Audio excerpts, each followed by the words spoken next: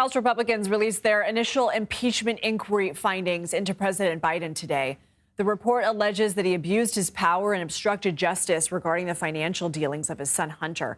It also accuses the Biden family of improperly benefiting from his position in government. The nearly 300-page report stops short of suggesting any criminal wrongdoing. In a statement, the White House responded to the inquiry's allegations, saying, quote, "After wasting nearly 2 years and millions of taxpayer dollars, House Republicans have finally given up on their wild goose chase. This failed stunt will only be remembered for how it became an embarrassment that their own members distanced themselves from, as they only managed to turn up evidence that refuted their false and baseless conspiracy theories." Let's bring in CBS News congressional correspondent Nikole Killion, who is joining us from the White House. Nikole, what are the findings of this? Did we learn anything new? Well, a lot of this was presented during a series of hearings that these three committees held: Oversight, Judiciary, and Ways and Means. Essentially, what they have released in this report, or the summary of their findings, is that their conclusion is that they believe that President Biden engaged in some type of impeachable conduct, and they believe that he took part in an influence peddling scheme that ultimately enriched his family. But as you said, kind of stopped short of directly implicating him with respect to any criminal activity. So, for instance, they found that the Biden family received over $27 million from foreign individuals or entities, that the family leveraged the president's positions of public trust to get some $8 million in loans from Democratic benefactors that has not yet been repaid. They also accused the Justice Department of special treatment, particularly of the president's son, Hunter Biden. So these are just a couple of the findings of this panel. The White House, as you pointed out, really poured cold water on this, calling this stunt a wild goose chase that they say has now come to an end. So we are less than 3 months away from the presidential election. Why now?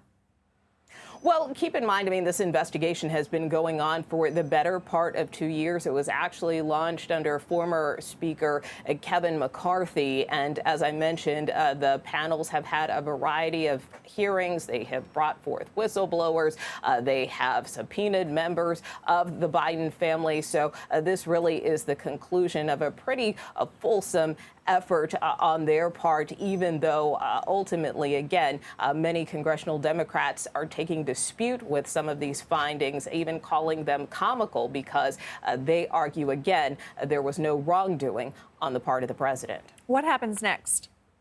So what happens next? Obviously, Congress is out right now, so no real action can be taken. But it's a real question as to whether or not the House will move forward with a potential vote of impeachment against President Biden. That certainly kind of appeared to be the goal of these panels at the outset of this investigation, although they first wanted to complete this inquiry. But one has to wonder if there are enough votes potentially to move forward. As I said, clearly anything that were to occur would be strictly along party lines, because, again, Democrats have staunchly backed the president, again, claiming that there was no evidence of wrongdoing. And also, given the trajectory of the presidential race has now changed, where Vice President Kamala Harris is now atop the ticket. So, some Democrats had accused Republicans of kind of conducting this inquiry to politically exploit the president. But now that he is no longer at the top of the ticket, does it have the same effectiveness?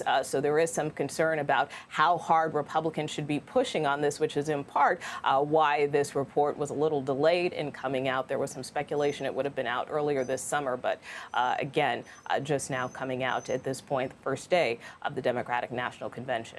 Nikole Killion, thank you.